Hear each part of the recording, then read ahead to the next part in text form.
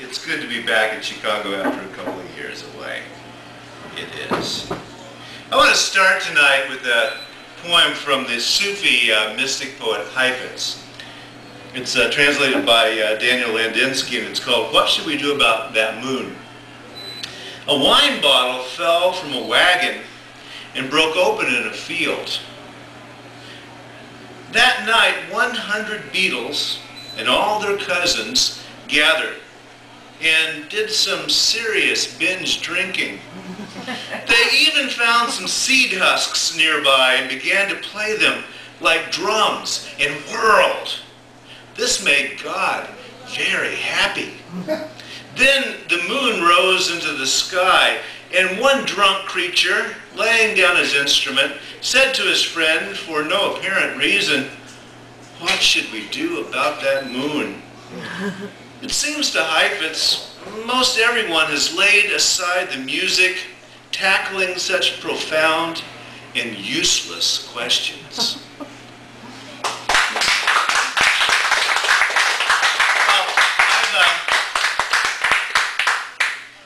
I've been working with Aesop's fables recently. Now, it occurred to me that, hey, we've got these great old Aesop's fables, and I'm just going to start putting them into formal verse.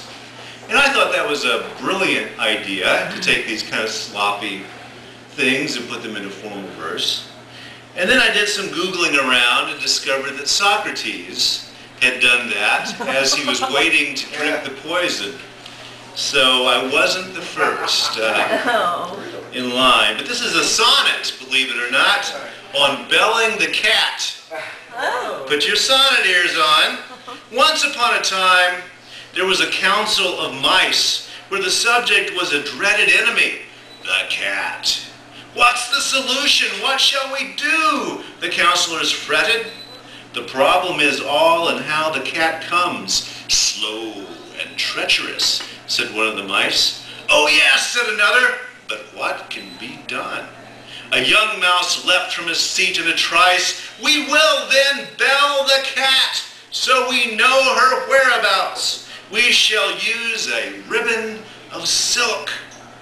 Many counselors cheered at this. "We concur! That would fix the cat no matter how sly."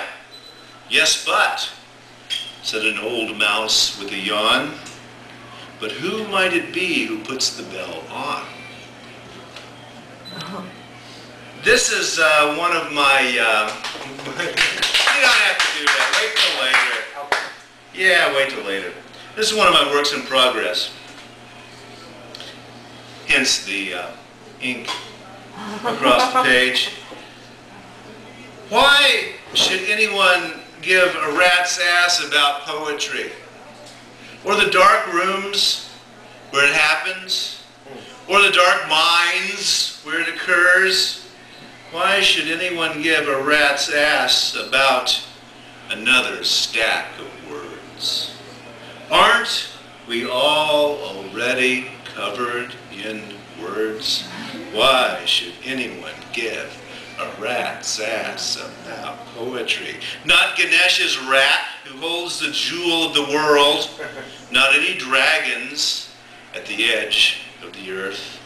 Aren't we already covered in words? Why should anyone give a rat's ass about poetry?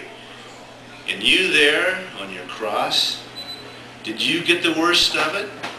Or is it Daddy, the sky god, who gets the palm for the heaviest rain of words? Yet even silence, Buddha's silence, sinks in a river of words. Why should anyone give a rat's ass about poetry? Blood of the gods, blood of meaning.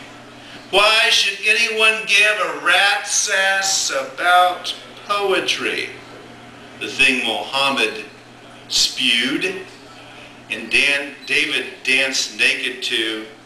Why should anyone give a rat's ass about poetry? Yeah, you can save it till later. Okay. I'm going to be coordinating, by the way, up in the Twin Cities, a reading series at a place called Book People And if you're Facebook folks, you may friend such a place. And it's going to be a monthly reading, and stay in touch if you have any connections with the Twin Cities. We're going to try to get that going out there. I'm going to read one little piece out of a book that came out from VAC Poetry.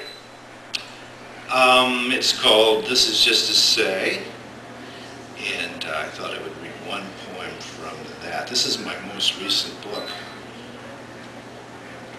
I Have Eaten. In the wilderness of words, Baudelaire's hideout, Mallarmé's lair, it is the symbolic order that is the forest for the trees. It is the language unrealized, waiting for a book, indicating nothing. In the trees of the word, Mallarmé's bee buzzes, a basket of symbol, a picnic of signified, and only a dream of lace. In the forest of the word, somewhere is Baudelaire's dream. Bad flowers, frightened wine, the palace of the real, with pillars named, all named, each referring only to itself, where meaning stops. Oh. Stop that. It's disturbing me. Then the wall. Look at the wall, then. There's no one to lie to lie with. That's how it is, isn't it now? No one is there to lie to, but you. One of my short poems. This is a found poem. Wow. This is literally overheard. You know how those poems come to you. Used to be. Them's the magic words. You used to be an exotic dancer. I used to be mean to you. Them's the magic words. Used to be. Ain't no more. Them's the magic words.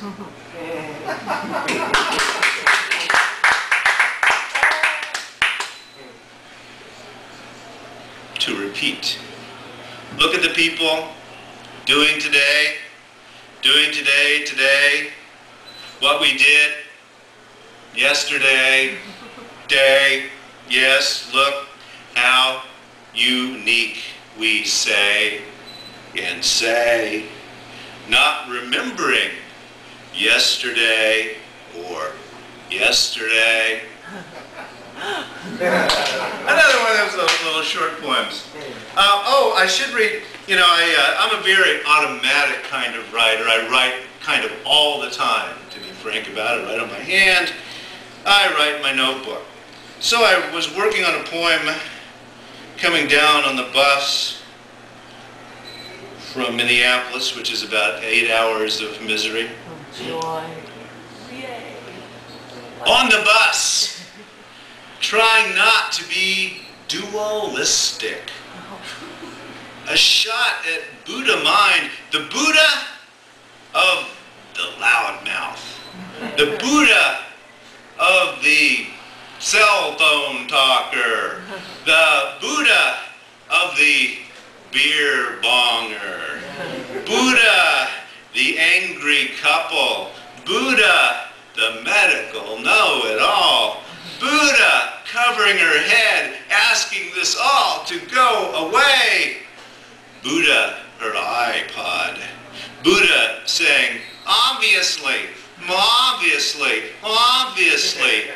Buddha in black lipstick sketching, Buddha doing Facebook, Buddha snorting in her sleep, Buddha on the bus trying not to be dualistic. Oh.